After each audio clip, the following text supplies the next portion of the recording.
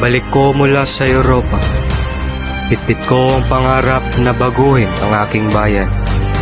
Ngunit, ang sasalubong sa akin ay bangungot ng nakaraan.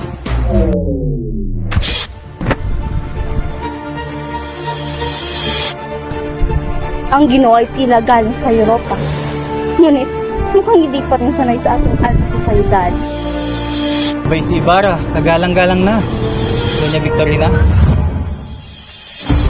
Hindi mo alam, Ibarra, ang kasaysayang ay binabaon sa lupa.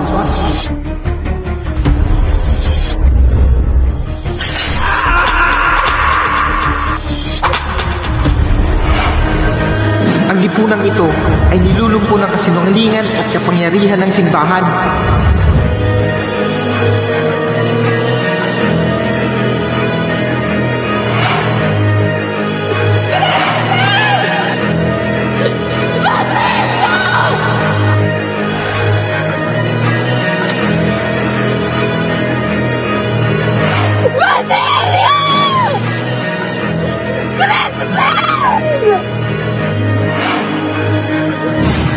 Anak ko!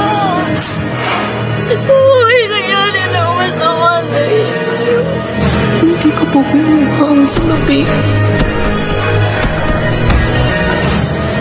Sa isang gabing puno ng takot at luha, tuluyan namin linisan ang aming kamusmusan.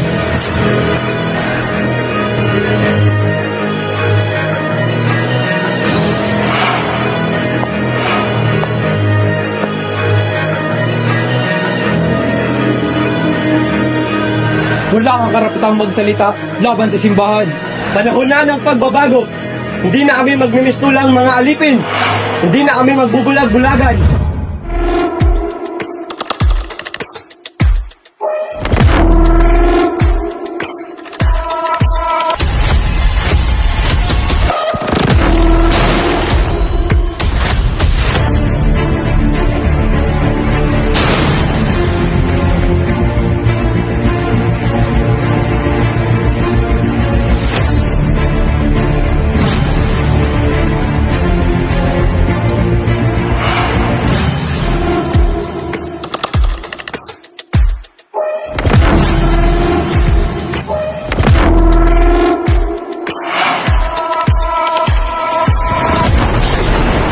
Maaaring hindi ko na masilayan ang bukang liwayway ng kalayaan.